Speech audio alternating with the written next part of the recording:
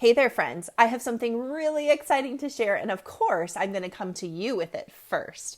As faithful listeners here to the Inventory Genius podcast, I am thrilled to let you know that I am releasing my first full length book, The Inventory Genius: How to Use Your Inventory to Create More Profit and Keep More Cash. Yes, my book, The Inventory Genius. It is ready to release, and I want to invite you to get your own copy.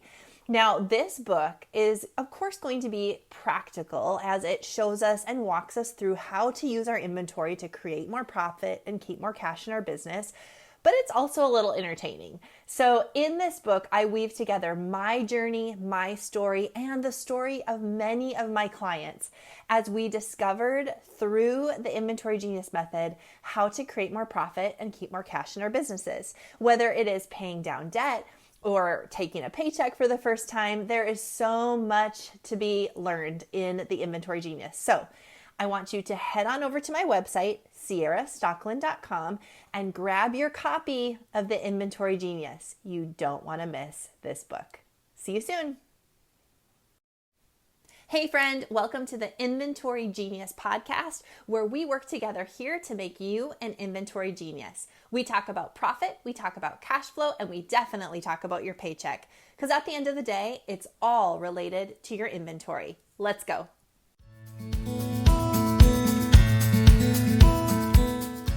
Well, hello everyone. Welcome to the Inventory Genius podcast. I am your host, Ciara, and today Jessica is joining me for a fun conversation. I hope it's fun. I think it's going to be fun. We're going to be talking about quick wins, particularly as it pertains to some e-commerce conversation. So Jessica has a passion to put more money in the pockets of female business owners, which I love that. Let's talk about more money. She has a love for all things e-commerce and marketing, and she really enjoys solving problems and leveling people up. All good things. Thanks for joining us today, Jessica. Thanks so much for having me. I'm excited. I can chat about this stuff all day long. And that's great, because as we were just getting to know one another before we started this recording a couple of weeks back when we were chatting, I told you my ladies want to know about e-commerce. We want to know how we can sell more, how we get more people to see our stuff, right? Mm-hmm. No matter what we have out there in the world, we just want to sell more and have more traffic. So this is going to be a great conversation. Let's just start a little bit with your background, because you've had brick and mortar, you've had e-commerce. So just tell us a little bit about who you are. Yeah, absolutely. So really my story starts when I was a little girl and I used to sleep in my new shoes. So as I grew up, it started going down that fashion, retail, apparel space. That was really no surprise to anyone. And I went to school for fashion merchandising because I thought, I wanted to be a buyer because it was going to be so glamorous and it's numbers and spreadsheets. And I love that too, but I can only look at them for so long before I want to crawl out of my skin. I'm very like 50-50 in terms of analytical and creative. So I did work in retail and brick and mortar for years, and that's really where my background is. And I had my brick and mortar boutique, which I totally overbought in some categories, even though I was trained to do this. So if that's happening to you, it's okay. And then most recently, I was working at this company, and originally I was there in their marketing department for their brick and mortar stores. And then we decided, hey, we're going to bring e-commerce in-house. We're going to do this up, right? We really want to build this division. And so because I had some previous e-commerce experience, they put me in charge of this division. I was the only employee for the first 3 years. Okay. So we had a part-timer who packed and shipped orders, and we did have some really amazing consultants, but what that truly meant was I just had a bigger to-do list, right? I just had more people telling me what to do. I cried so much at that job. Did you? Oh, yes, I was so stressed and overwhelmed, but I think it actually positions me, like it wasn't my business, but it felt like it was my business. And so I truly do understand what it feels like to wear all of the hats in, running your online store. And now I basically take everything that I learned the hard way at that job, right? And then I teach it to entrepreneurs so that they don't have to learn it the hard way. So that's kind of where I started and how I got to where I am now. And, e-commerce is just sort of that perfect marriage of art and science, which is why I happen to love it so much. Yeah, so good. So what do you think is the number one thing e-commerce business owners do wrong?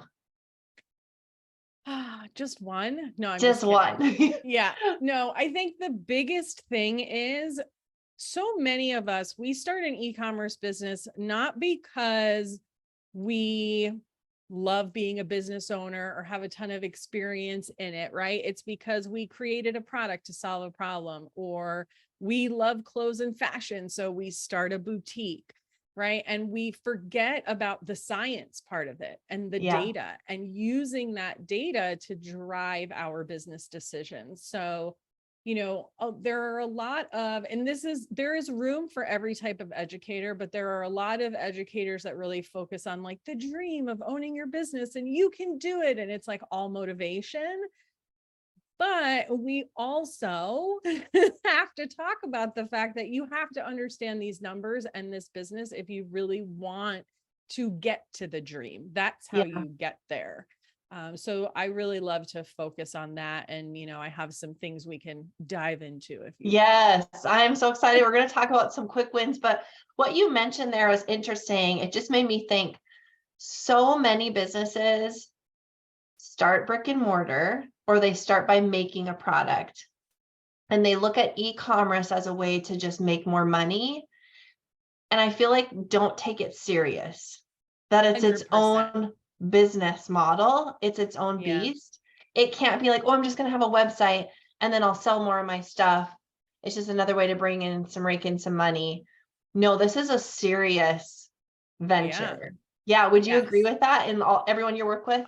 100%. So, typically a lot of my clients are e-commerce first, right? Because that's how I positioned my business. But when I do come across the brick and mortar store owner who created their website to have this other channel, that's exactly it. They're kind of shocked at how hard it is to get traffic to their website and all that. And look, I had a brick and mortar business and I paid a pretty penny for my rent so that I could be in a shopping center, right? I shared a wall with Starbucks, which was not great for my wallet, by the way, but it was great for foot traffic. So when, you have to think of your online store as if it were a destination brick and mortar, right? The number one thing in retail, location, location, location.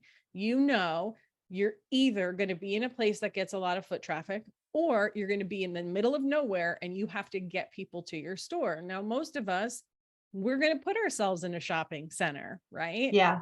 But online, unless you, and honestly, even as a marketplace like an Etsy or an Amazon, you are a destination. You've got to get the people there. And that is the hardest and most important part. Okay. Tell us how to do it. What do you got for us today? Let's dive in. Yeah. Okay. So the first thing, and this is where people tend to tune out. So I'm just going to preemptively say, please don't do that. If you are driving, you are going to want to bookmark this episode and come back because we have to do a little math. Okay. And this is not to bore you, but this is to just like really open your mind on what this actually takes. Okay. So what we're going to do is we're going to do a little calculation that tells us how much traffic we need to our website to hit our goals. Okay. So there's a couple of numbers that you're going to need to get started with this. And that's going to be either a gross profit revenue goal or a revenue goal. I just tripped over those words. So either a gross profit goal or a revenue goal. Okay.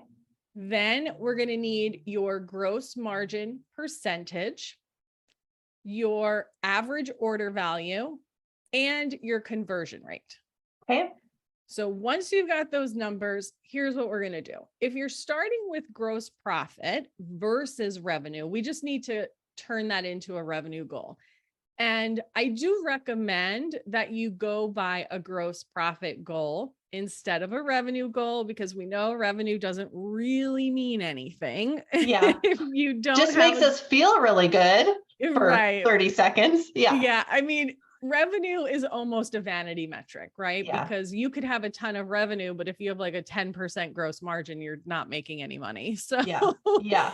Start with like, how much gross revenue do you want to have? And then what you're going to do, and I've got some numbers that we're going to use that are going to make this all turn out nice and even for this example. Okay. So our gross profit goal is $180,000 a year. Okay. And our gross margin is 60%. So we're going to take our gross profit and divide it by our gross margin, which means we need $300,000 in revenue to get our $180,000 gross profit at a 60% margin. Okay. Are you following here? Yes. Okay. So good. So now, how do we get our $300,000 in revenue, right? Well, first, let's figure out how many orders do we need? Now, we've got an AOV of $62.50. So we're going to divide our revenue goal by that average order value, which means we need 4,800 orders over the year to hit our revenue goal. Now, of course, you guys are going to plug in your own numbers here. And just as a disclaimer, we're talking about a full year, but you could do this for any period of time. Okay, sure. And so for a month or right, for a week. Quarter, Yep. exactly. So now this is where we figure out how much traffic we need. So we need 4,800 orders, and we know that our website converts at 2%. So you're going to take 4,800, you're going to divide it by 2%, which gives us 240,000. So we need 240,000 sessions a year that convert at 2% to get our 4,800 orders. And since we are talking about a year, let's divide that by 12. And we know that we need 20,000 website visits a month to get not 200. Why? Right? Our people are like, oh dear, because I'll talk to customers or clients and they'll say, oh, I have 100 people a week that visit, and I'm not. Yeah. Those are big numbers, Jessica. We need a lot of visits. A lot more than we think, right? Yeah. So the average conversion rate of a website is 1 to 3%. Okay. Which means you need at least 100 people just to get one sale.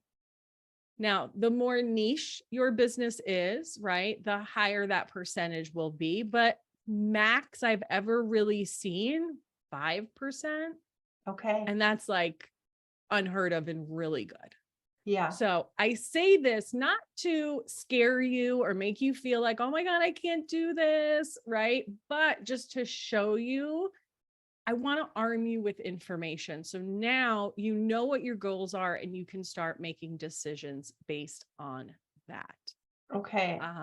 And the other thing to remember is we are speaking strictly about traffic in this equation, but we're talking about gross profit and AOV and conversion rates, right? So little tweaks in any of those can ultimately help you get to your goal, right? Focusing only on one will be like really exhausting and you'll probably want to cry. So the goal is you want to optimize all of them a little bit, but the truth is we just need more traffic than we think we need. Yes, we need more traffic, but the people are out there and people are spending. So how do we get more traffic? What do we do? Do we just spend a bunch of money? Or no, please what do we do that. Yeah, please don't do that. It's going to depend on your business, and any educator who doesn't say that to you, right? And doesn't say it depends a little bit. Well, then that's probably not the best advice, by the way, just fair warning. But here are some things that you can think about. So how do we get traffic? Most of us default to social media. which is not inherently bad, but is getting harder and harder, right, to get seen. And such a small percentage of our audience even does see us there. You have things like search engine optimization, which is another thing that I talk about a lot. We'll dive into that a little bit. You've got collaboration, which is one of my favorite ways to drive traffic, right? Partnering with other small businesses and things like that, which I think most of us are not doing enough, probably because we're too afraid to reach out to people to see if they want to partner. Yep. Yeah, me too. We don't like the ask. We're too afraid of the ask. Absolutely. Absolutely. And that's just going to forever be a work in progress for all of us, but I encourage you to just get out of your comfort zone a little bit. That's where the magic really does happen. And then you obviously have like your paid options, but there's two different kinds of paid. So you have paid social like Facebook and Instagram, where you are interrupting that person's experience to say, hey, by the way, I have this thing. Do you want to buy it? It works, right? But they are at a very different place in the journey. They may not even really be thinking about your product or be ready to buy your product yet. Yep. On the flip side of that is Google search or paid search, where you are actually bidding on keywords. And a lot of people will say, well, yeah, but that's more expensive. Well, yes, it is, because that person is closer to making a buying decision. Sure. So it costs you a little bit more, but they're also more likely to convert. So that would be like, I'm going to put my boutique or my store in a strip mall with a bunch of other stores where people are already coming to park. They're already coming to spend money. The rent's more, but people are already coming with their wallet open, versus I'm going to get the really cheap place around the corner and down the alley where I hope someone finds me, but it's really cheap rent, you know? Yes, exactly. But you know what though? Like your electric bill is still going to be really expensive there. Like none of that payroll's changes. The same. That, inventory like all costs, of that's the same. So it's probably in the end not worth it. To pay that cheap rent. Now, that's not to say Facebook and Instagram ads don't work. They absolutely do. I see tons of businesses have success with them, but I think very often it's like the only thing we think about, like it's our only option, and it's just not, right? So I just want you guys to be aware. The caveat there is, and this is the same with SEO, and we can kind of lump them together a little bit, is your customer searching for the product that you sell? If they are, then it is worth it for you to invest the time and energy into these things, because while, especially with SEO, you may not see growth immediately, it can take a minimum of 6 months, especially the newer you are, the longer it takes. But long term, that's going to serve you, and it's not going to cost you anything. You put all the work in up front, and then you're like good to go, which is cool. But it does take some time. But if someone's not searching for what you sell, and what's an example? Like Squatty Potty, right? Like people, it wasn't a problem they knew they needed to solve. So nobody was searching for that, like how to get a better poop. I don't think people were searching that.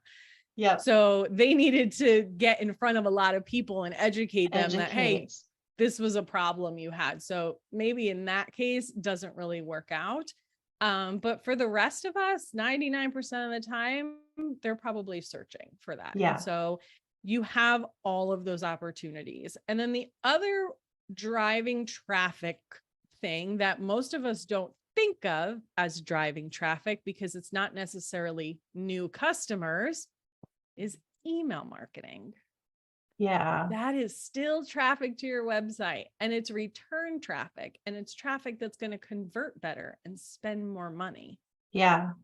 So when you are kind of sitting down and thinking about, how do I drive traffic to my e-commerce store, right? You really need to kind of put yourself in the shoes of the consumer and think about, where are they when they're looking for my product? When do they need to buy my product? Are they searching for my product? And you need to figure out the mix that really works best for you. And then I recommend that you pick one or two and put all of your energy into them. And once you have your systems and processes all figured out around that, then you can move on to another one. But please don't try and do all of them at the same time, because you will do none of them well and you'll think they don't work for you. And really, it's just because we were doing it wrong. And, I say that because I do the same. It's real easy for me to sit here behind my microphone, right? Yeah. But it's a lot harder in practice. I do understand that. Yeah. Yeah. We don't want to be, able to do a little bit of a lot of things, but not really anything well at all. That's just frustrating. We spend a lot of wasted time, wasted money, and we just really never know because we haven't done any real good A/B testing and given things time. So yeah, absolutely. So good. And I think too, when you think about the journey of an e-commerce customer, they, so many of us think like, okay, so they see a post on Instagram, they click the link, they go to my website and they buy. And that's not at all how that works. Like very few people are actually going to do that. More likely, they're going to see you on Instagram. They're going to go to your profile. They're going to poke around a little bit. Maybe they're going to go to your website. They're going to sign up for your email, see if they can get a discount. They're going to read your email, click back to your website, browse your products. Then they're going to leave. Then hopefully they get another email from you. They come back, they see you on Instagram. Like that is what the experience is like. So when we are thinking about the experience that we're creating, while I don't want you to try and do everything everywhere, I do want you to think about, am I showing up in these places? And am I getting those touch points with my consumer? Because the fewer touch points you're having, the longer it's going to take them to place an order, right? But if you are sending them to your website, they're signing up, they're getting an email, maybe you have some retargeting ads going, and then you're sending them another email, like you're pushing them toward that purchase a lot faster. Yeah, it's what I was going to ask you. Is there a way for us to shorten that journey? And that sounds like the way, having some flows and having a system set up. Yes. So we don't work so hard to get them on the email list and never email them. Or we work really, really hard to get them to see one of our reels, and then we don't do reels for 2 weeks because we're tired of, and they forget, and we have to start all over. Yes, exactly. So do less, but do more of whatever the thing is. So if you are going to send email, send more email. 99% of the people I talk to can afford to send out more email, and you're not going to annoy your subscribers. I promise. They have raised their hand and said, hey, I want to hear from you. So don't be afraid of that. If you are going to be on Instagram because your customer is there, and look, if you go look me up right now, you'll see I suck at Instagram. I am not consistent. I get it. I'm consistent on my podcast. Like that's where I show up all the time. Yep. Instagram, I go in waves. But if you are choosing to use that platform for visibility, right? Or I almost said the TikTok. Okay. For the TikTok. I'm old, but I'm not that old, I don't think. Or TikTok or whatever platform you're going to be on, like just be on it and be consistent and engage with your people. And I know it feels like you are just like speaking into this void, this internet ether, and no one is paying attention, but they are. They absolutely are.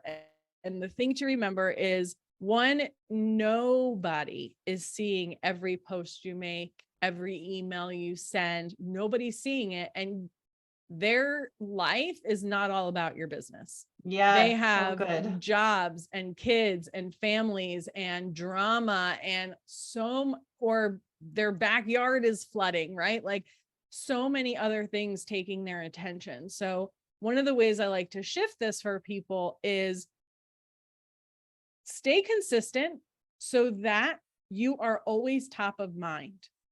When the consumer is ready to buy a product like yours, you're going to be the first person they think of because they just heard from you yesterday or earlier that week.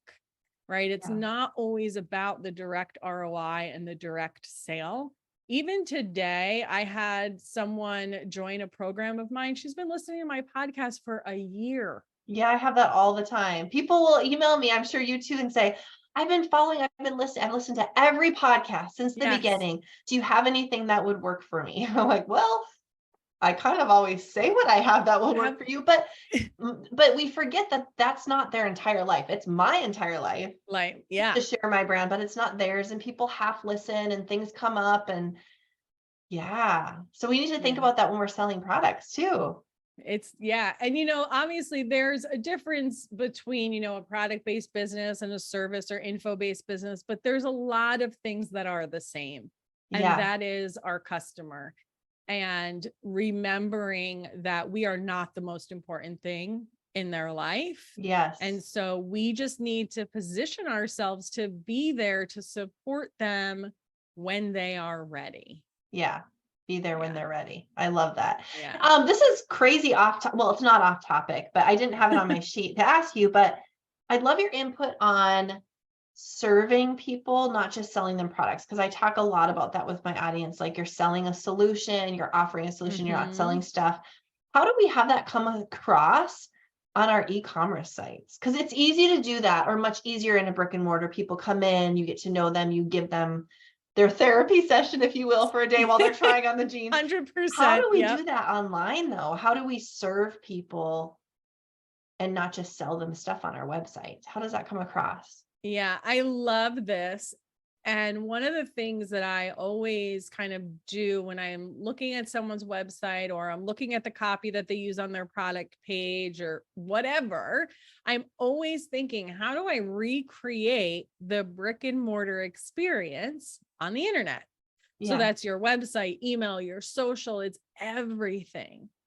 And I think the easiest way to do this is when you're creating copy, which is just the written words on your website, is think about how you would describe this item to that person if they were in a brick and mortar store with you. How would you write the email to them if you were in a brick and mortar store? So if you think about that experience, and not that I have any interest in owning a brick and mortar again, because I don't want to be tied down to a location. Me too. Me too. We're too independent now. But if I did, I have lots of ideas. And you know what? Like I miss that. I loved that part. But you're not like, hey, check out these jeans. They have a 12-inch leg opening and they're tight through the knee, and then they flare out. Like, that's not what you say. You're like, oh my God, these jeans, so freaking cute. They're going to make your bum look great. They come up in the back so you won't get that gap. Really great with a wedge. Put it on with this, right? So have those same conversations in the copy. The imagery that you use, right, can also convey a lot of that. Even if you having a live chat helps, but don't tie yourself down to a live chat if you can't actually be there to support it. You don't have the time. And then also just educational content through blogs that you can link to even on the product page if it's something that people struggle with. It never ceases to amaze me what people don't know. We take our own knowledge for granted, and we think everybody knows what we know. And I think back to all of those years in retail. And if you guys have a brick and mortar, you've probably experienced this too. People come in and they're just like, I want what's on the mannequin. Yes, all the time. Right? Because they don't know how to put it together. They don't know how to pick so all of those conversations that you would have for people, create that on your website. And it doesn't have to be complicated at all.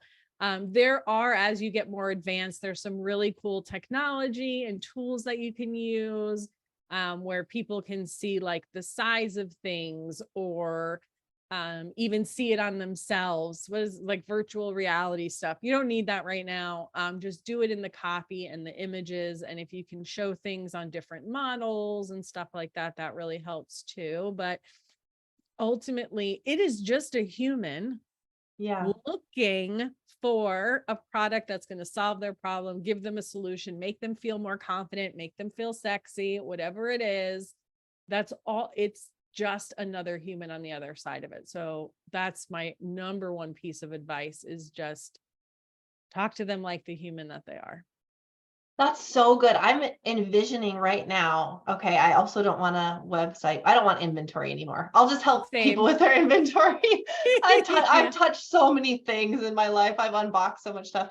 But if I had inventory again and I did it through the e-commerce now, I'm just thinking, how fun would it be? And challenge me if I'm wrong, anyone listening, I've never been to a website that just talked to me like that. How fun would it be to go to, let's say, an apparel website or a shoe website?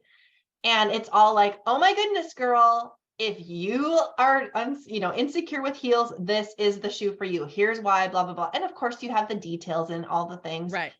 But you'd want to shop that. I think we just get so robotic in all of the stats and everything, and having the right picture and having enough products, that we forget that, it's just a human on the other side that's a little nervous about giving you their money, because what if it doesn't work? So I think that'd be so much fun to change the course of that conversation on our e-commerce sites. And you could do that with furniture. You could do it with anything. Absolutely. And like you said, you have the features and the dimensions and all that stuff. You just don't lead with that. And like, I'm not coming to buy a pair of jeans or even a top because it has a 12-inch leg opening. Like, right. I can get that in you. Yeah.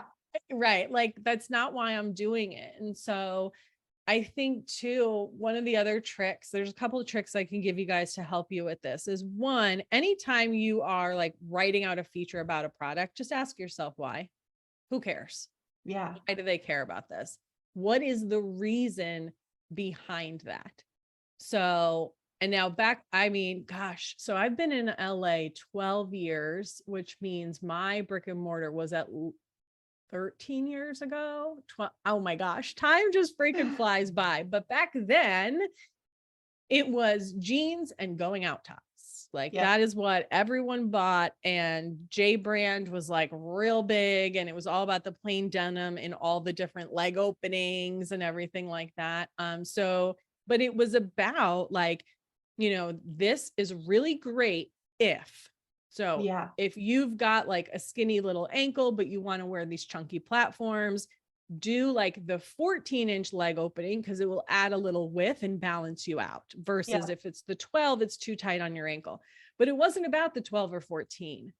It was about how that balances on your body and what it works for. So just ask yourself, who cares? Why does this matter to them? Yeah. And then the other thing is, especially with email, if you struggle to write content, speak it instead. Record yourself. Okay. There's something about sitting down and writing things out where we like lose all of our personality, right? And it gets like robotic and corporate-y, and we polish everything a little bit too much. And you don't usually speak in proper grammar, most of us, right? Like I say gonna all the time, right? And I say yeah. There you go. Exactly. So use that in your copy and what you write, and it will automatically come off more human and relatable, and they'll connect with you. So in a lot of my stuff, and I literally write out GONNA, gonna, because I never say going to. Like, who says that? So if you do struggle with that, just start, even just on your phone, you can record it, or there's tools that will actually take your audio and transcribe it for you. So you could do something like that until you just kind of get in the groove of ultimately just write the way you talk. Yeah. So good. This has been so helpful. So I know there's going to be a lot of people listening that are going to want a little more help from you to dive into your expertise a little more. Tell us how we can, what do you have going on? How can we connect and work with you?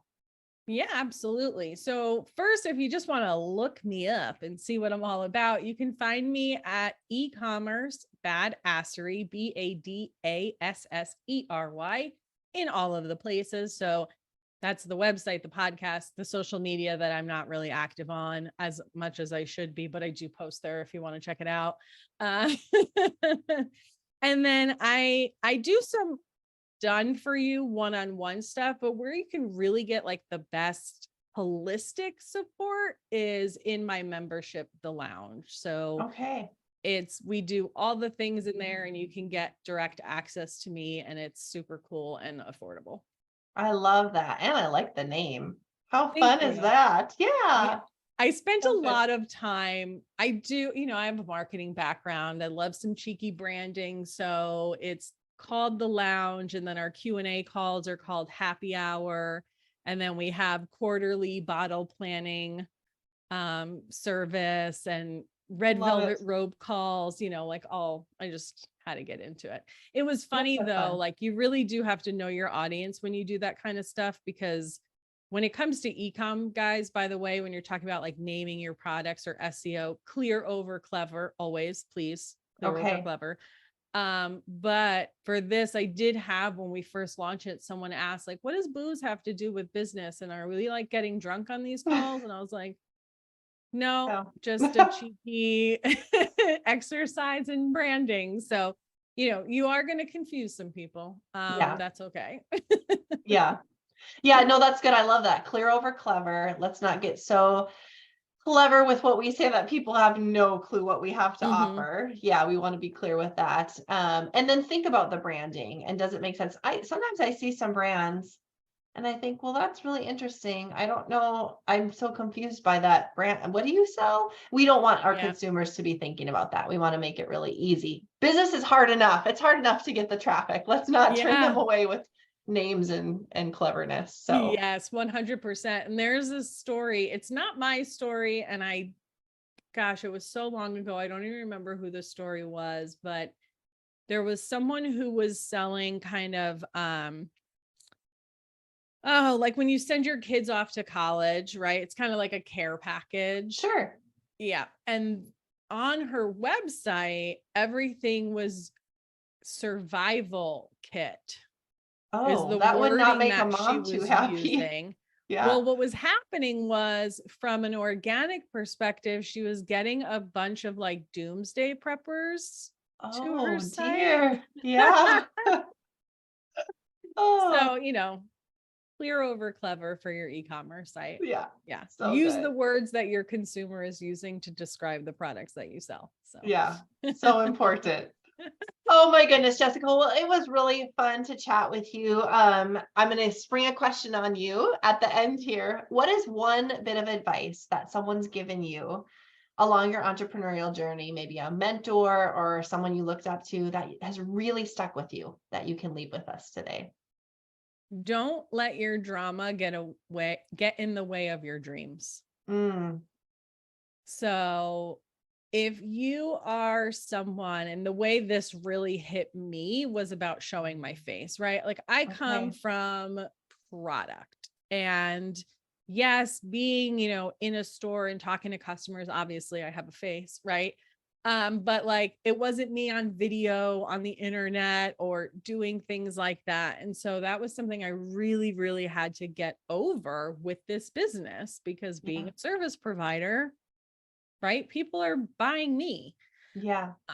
So I had to overcome that. But I think we hold ourselves back in so many ways because we're uncomfortable or afraid, or what are people going to think? Or how do I look? Or, oh my God, I look stupid. We're like afraid of looking stupid. Yeah. Or feeling stupid. I feel stupid all of the time. Yeah. When I'm like recording reels in my living room, even my husband came home one day and I was like, oh, I need to just stop. I know. Not that he would he doesn't think anything of it. He wouldn't laugh. He wouldn't say anything. Like, it just is. This is her running her business. But like, I just, for whatever reason, don't want to do it in front of him, which is dumb. So I'm working on that too. But yeah, don't let your own drama get in the way of your dreams and where you're trying to go. Oh, and that's so good. And we could take that so deep. It's just such a good thing to think about. Other people's drama you create in your mind that's not there. Like, that's let's most of it. Yes, let's not do drama. Let's do the work. Let's do the right work instead. So, all right. Thanks 100%. For having this conversation with me and for sharing all of your knowledge and expertise with our guests. I'm really excited. So we'll put all of your info in the show notes so everybody can find Jessica. And I know you and I have other projects going on, so you guys have not heard the last of her. She has said that as soon as I get her the schedule, she'll connect with my mastermind gals and help them. So we're going to keep you in this network now because you have a lot of good things to offer. Thanks for having the conversation. Yeah, thank you so much for coming. And I do have one last gift that I almost forgot to mention is if you go to ecommercemastery.com/Ciara, there's a gift there for you. I'm not going to tell you what it is because I'm a marketer and I need to leave some mystery, but you can go check it out. And she wants some traffic to her website. See all the fun little things you can do. I love it. Yeah. So throw my name in there, /Ciara. We'll put that in the show notes as well in case you guys are driving and you need to click on it later. That's awesome. And it will also go out in the email when we remind everybody to listen. So beautiful. Thank you for giving everybody something free. We all need some fun gifts in our life. 100%. Love it. All right. We'll see you later. Thank you. Thank you. All right, everyone. Thank you so much for tuning in today to this great conversation. I hope you took a lot away from this. I know that all of us have some type of e-commerce business going on, whether that's your main focus or you're trying to ramp up, or maybe you're thinking about adding it in. So like Jessica mentioned at the beginning, bookmark this episode, come back to it, take little nuggets away, use them as you can. Make sure to check out all of her resources and that fun free gift. I'm really curious about that. So I'm so glad she's giving that away. Until next time, have a great week and enjoy your business. Talk to you guys later. Bye for now.